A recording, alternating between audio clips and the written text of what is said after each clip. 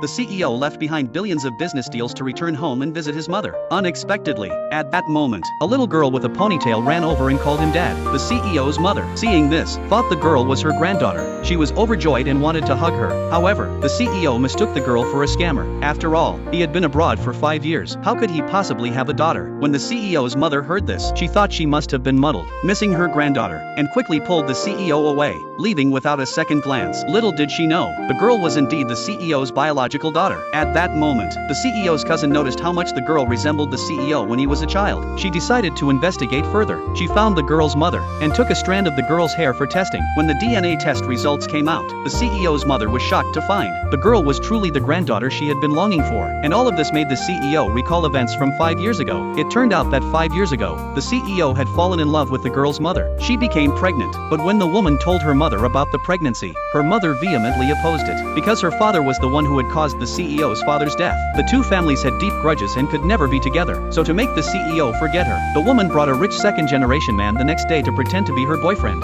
She lied, saying she had never loved the CEO. Then, without a second thought, she left. Fast forward 6 years, the woman, though she had given birth to a well-behaved daughter for the CEO, had fallen gravely ill from overwork. The doctors told her that if she didn't undergo a heart transplant, she only had a month to live. But when the little girl went to pay for the surgery with her mother's card, she found that the 200,000 for the surgery was missing. When the little girl told her mother about this, the woman immediately realized it must have been her gambling-addicted brother. She hurriedly called him, but he had already gambled away most of the money, and quickly hung up on her. With her time running out, the woman's biggest worry was her daughter. At that moment, the news about the CEO returning home appeared on TV, and it gave her a glimmer of hope. On the other hand, the CEO returned home because his mother had lied about being sick, and forced him to leave behind billions of business deals to come back and meet potential suitors. When the CEO learned the truth, his mother had already picked out a match for him, and ordered him to stay and develop a relationship, with the goal of having 3 children in 2 years. To make his mother give up, the CEO presented a medical report, and told the suitor that he was infertile, unable to have children. When his mother heard this,